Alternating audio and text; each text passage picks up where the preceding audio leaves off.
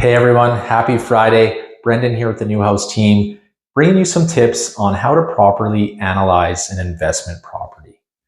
All right, let's get started. So most of us know for the most part, there's going to be a mortgage on the investment property, and that's going to be the largest expense. On the revenue side, you might have one suite, two suite, a garage that's rented separately, or maybe an extra parking stall in some communities. You can get some additional revenue.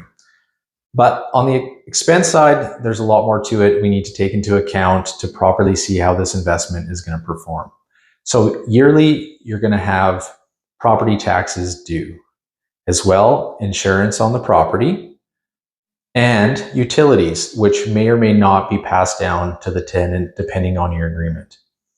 If you're in a strata building, the strata cost is most likely going to be paid by yourself, the owner. A few other ones that people often overlook and don't take into account are maintenance. What's it going to cost for upkeep on this property over time?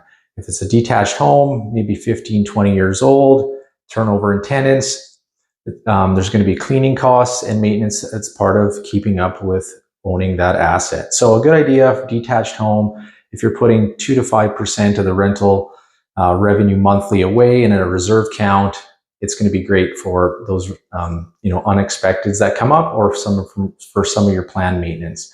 As well, vacancy, depending on the market, if things change, maybe you have a turnover unexpected at an unideal time around Christmas or New Year's, and it might take you a month or two or even 3 to maybe find a new tenant and get them in there. So great idea to be putting money away monthly in that rainy day fund so that you'll be better prepared financially if and when these things happen.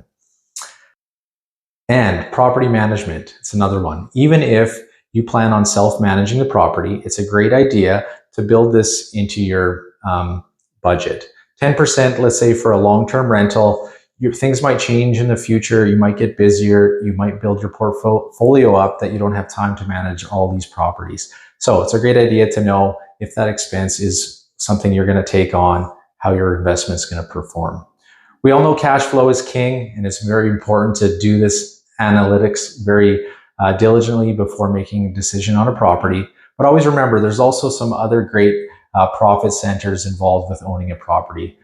There's the great benefit of mortgage paydown and, of course, appreciation. And especially in our market here in the Okanagan, appreciation is never guaranteed, but historically we have some great history of 5 to 8% appreciation. So if you do the math on a $500,000, $600,000, $700,000 property, I think a 10-year projection shows that it's a great investment you made in a real asset in real estate. So I hope that gave you a few pointers maybe that you didn't have on your radar. I love talking about investment properties.